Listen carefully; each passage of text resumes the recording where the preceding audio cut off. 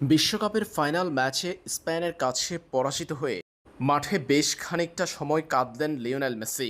লম্বা এই ক্যারিয়ারে ৬ বিশ্বকাপ খেলা মেসি ৩বারই খেলেছেন বিশ্বকাপের ফাইনাল, যার মধ্যে ২০১৪ এবং ২০২৬ বিশ্বকাপে রানার্স আপ হয়েছেন মেসি। ২০২২ সালে ফ্রান্সকে হারিয়ে আর্জেন্টিনাকে তৃতীয় বিশ্বকাপ শিরোপা এনে দিয়েছিলেন লিওনেল মেসি।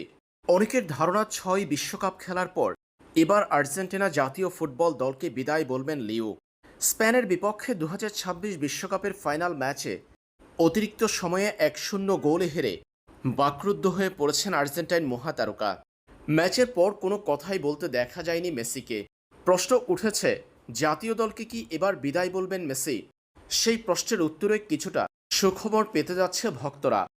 এখনই আন্তর্জাতিক ফুটবলকে বিদায় বলছেন না লিওনেল মেসি। খেলতে পারেন ২০২৮ সালের কোপা আমেরিকা আসর।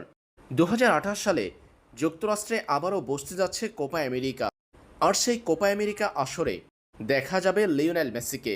এরপর তখন বিবেচনা করা হবে মেসির ফিটনেস আর শারীরিক কন্ডিশন, খেলার মানসিকতা।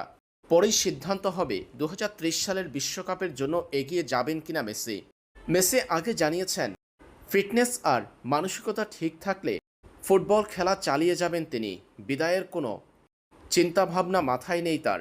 আর তা হয়ে থাকলে, যেহেতু ২০৩০ সালের বিশ্বকাপের সহ আয়োজক আর্জেন্টিনা, তাই দেশের মাটিতে বিশ্বকাপটা খেলতেও পারেন মেসি।